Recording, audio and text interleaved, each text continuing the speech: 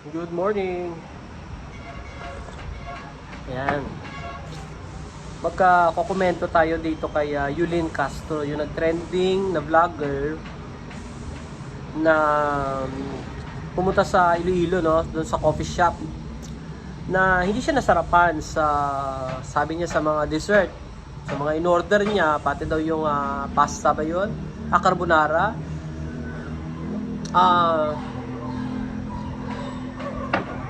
Wala naman problema kung di siya nasarapan. Panlasa niya yun eh. So, respeto natin dito siya doon. Pero yung last part na minura niya yung pagkain, yun na yung another level. Na nakita ko kagad sa kanya na kung gaano siya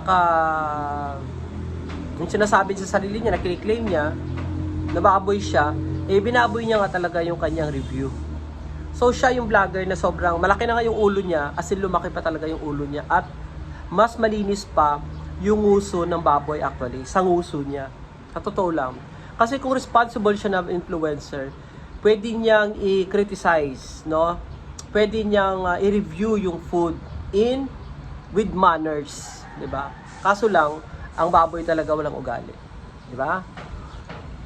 Yung baboy talaga is ano talaga, kumbaga anong tawag noon? So kung sa Ilonggo pa, haras-haras, dalok-dalok, yun. So yun ang nakikita ko sa kanya, no?